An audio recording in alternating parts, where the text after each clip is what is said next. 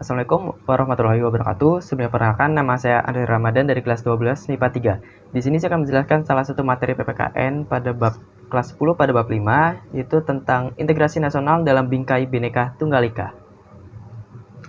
Pada bab ini yang akan dibahas yang pertama ada kebinekaan bangsa Indonesia, lalu ada pentingnya konsep integrasi nasional, lalu ada faktor-faktor pembentuk integrasi nasional, lalu ada tantangan dalam menjaga keutuhan NKRI, dan yang terakhir peran serta warga negara dalam menjaga persatuan dan kesatuan bangsa.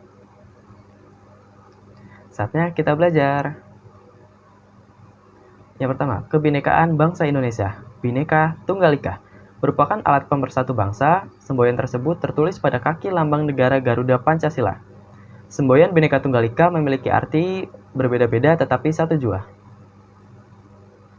Alat pemersatu bangsa lainnya yaitu sebagai berikut. Yang pertama ada dasar negara Pancasila, yang kedua ada bendera merah putih sebagai bendera kebangsaan, yang ketiga ada bahasa Indonesia sebagai bahasa nasional dan bahasa persatuan, yang keempat ada lambang negara burung Garuda, yang kelima lagu kebangsaan Indonesia Raya, dan yang keenam lagu-lagu perjuangan. Pentingnya konsep integrasi nasional. Integrasi nasional berasal dari dua kata, yaitu integrasi dan nasional. Integrasi berasal dari bahasa Inggris, yaitu integrate, artinya menyatu padukan, menggabungkan, mempersatukan. Dalam Kamus Besar Bahasa Indonesia, integrasi artinya pembauran hingga menjadi satu kesatuan yang bulat dan utuh. Kata nasional berasal dari bahasa Inggris, yaitu nation, yang artinya bangsa. Dalam Kamus Besar Bahasa Indonesia, integrasi nasional mempunyai arti politis dan antropologis. Secara politis, integrasi nasional berarti penyatuan berbagai kelompok budaya dan sosial dalam kesatuan wilayah nasional yang membentuk suatu identitas nasional.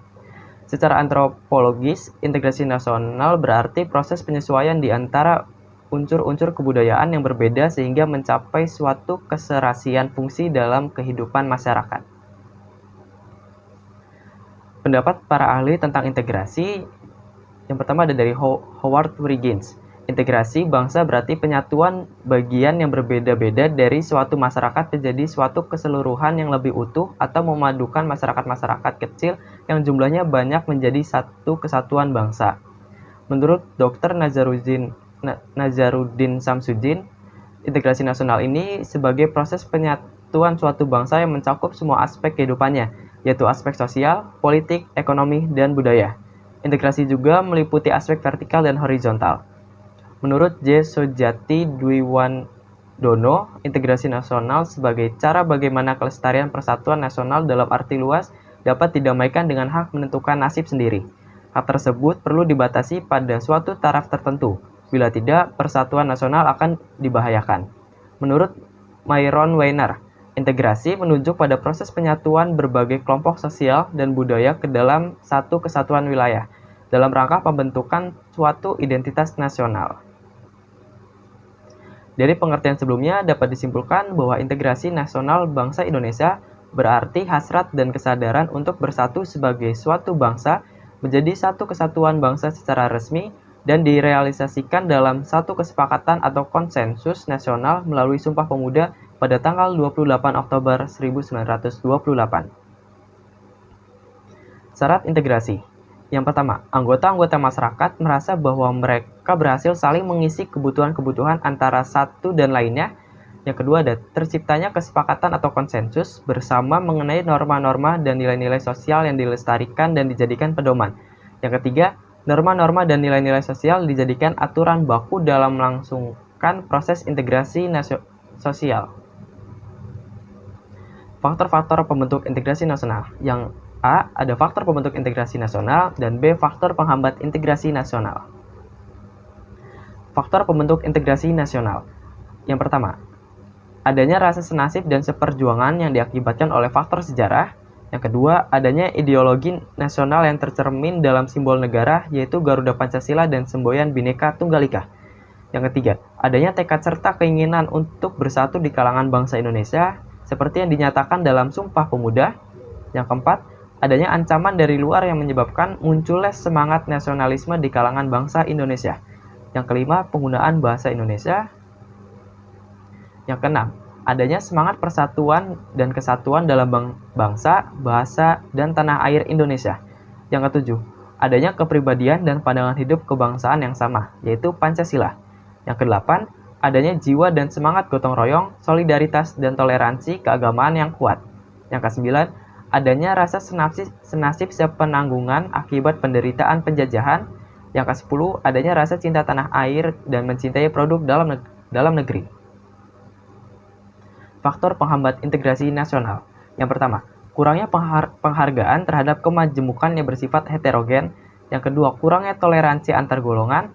Yang ketiga, kurangnya kesadaran dari masyarakat Indonesia terhadap ancaman dan gangguan dari luar.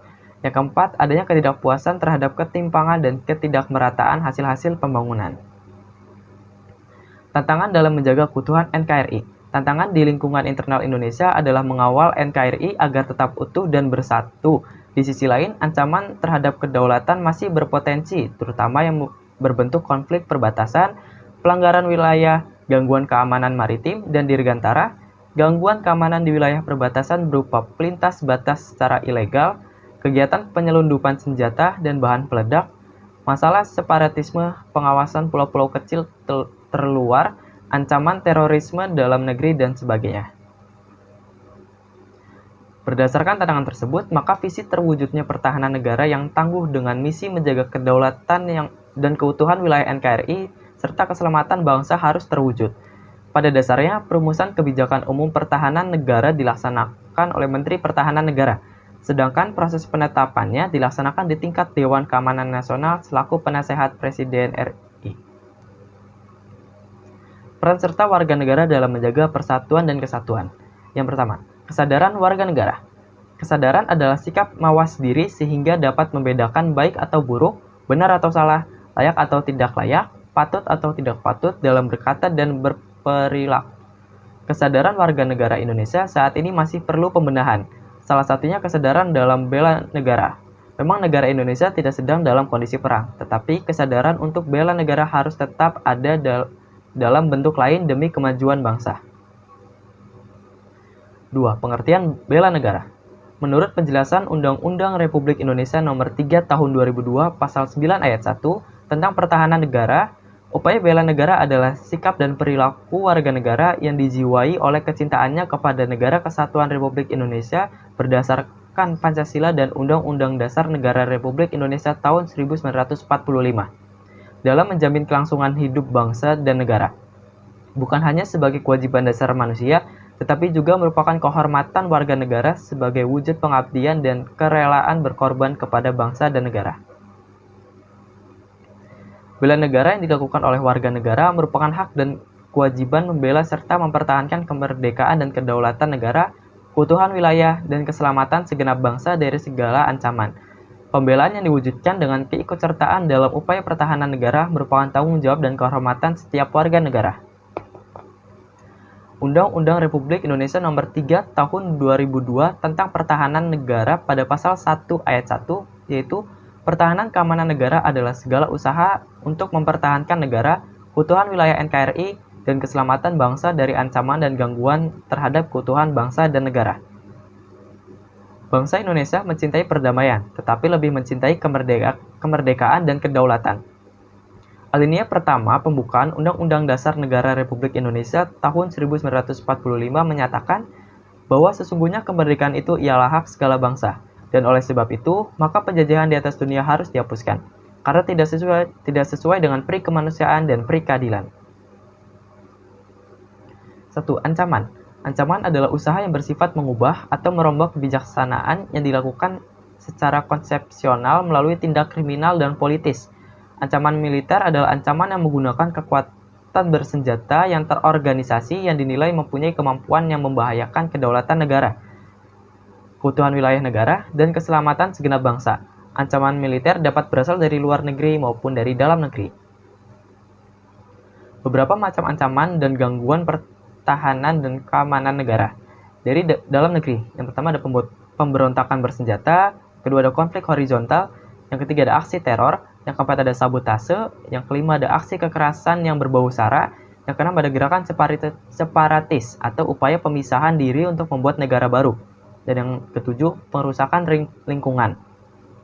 Ancaman dan gangguan dari luar negeri itu pertama ada agresi, yang kedua ada pelanggaran wilayah oleh negara lain, yang ketiga ada spionase atau mata-mata, yang keempat ada sabotase, Yang kelima, aksi teror dari jaringan internasional. Adapun ancaman non-militer adalah ancaman yang tidak menggunakan senjata, tetapi jika dibiarkan akan membahayakan kedaulatan negara, keutuhan wilayah negara, dan keselamatan segenap bangsa. Yang kedua ada tantangan, adalah hal atau usaha yang bertujuan untuk menggugah kemampuan. Hambatan. Hambatan adalah usaha yang berasal dari diri sendiri yang bersifat atau bertujuan untuk melemahkan atau menghalangi secara tidak konsepsional. Yang keempat, gangguan. Gangguan adalah hal atau usaha yang berasal dari luar yang bersifat atau bertujuan melemahkan atau menghalangi secara tidak konsepsional atau tidak terarah. Yang ketiga, dasar hukum bela negara. Ada beberapa dasar hukum dan peraturan tentang wajib bela negara. A. TAP MPR nomor 6 tahun 1973 tentang konsep wawasan Nusantara dan keamanan nasional. B. Undang-Undang Republik Indonesia Nomor 29 Tahun 1954 tentang pokok-pokok perlawanan rakyat. C. Undang-Undang Republik Indonesia Nomor 20 Tahun 1982 tentang ketentuan pokok Hankam Negara RI diubah oleh Undang-Undang Republik Indonesia Nomor 1 Tahun 1988. TAP MPR Nomor 6 Tahun 2000 tentang pemisahan TNI dengan Polri. TAP MPR Nomor 7 Tahun 2000 tentang peranan TNI dan Polri. F. Amandemen Undang-Undang Dasar Negara Republik Indonesia tahun 1945 Pasal 30 Ayat 1 dan 2 menyatakan bahwa tiap warga negara berhak dan wajib ikut serta dalam usaha pertahanan dan keamanan negara yang dilaksanakan melalui sistem pertahanan dan keamanan rakyat semesta oleh TNI dan kepolisian sebagai komponen utama, dan rakyat sebagai kekuatan pendukung. Ada pula pasal 27 ayat 3, setiap warga negara berhak dan wajib ikut serta dalam upaya pembelaan negara. Undang-Undang Republik Indonesia Nomor 3 Tahun 2002 tentang Pertahanan Negara, ayat 1. Setiap warga negara berhak dan wajib ikut serta dalam upaya bela negara yang diwujudkan dalam penyelenggaraan pertahanan negara. Ayat 2. Keikutsertaan warga negara dalam upaya bela negara dimaksud ayat 1 diselenggarakan melalui kegiatan-kegiatan sebagai berikut. Yang pertama ada pendidikan kewarganegaraan, yang kedua ada pelatihan dasar kemiliteran, yang ketiga ada pengabdian sebagai prajurit TNI secara sukarela atau wajib, dan yang keempat pengabdian sesuai dengan profesi. Keempat, kesediaan warga negara untuk melakukan bela negara. Segala usaha yang dilakukan untuk membela negara, mempertahankan kedaulatan negara, keutuhan wilayah negara, dan keselamatan bangsa merupakan hak dan kewajiban setiap warga negara. Sekian yang dapat saya sampaikan. Mohon maaf bila ada salah kata. Wassalamualaikum warahmatullahi wabarakatuh.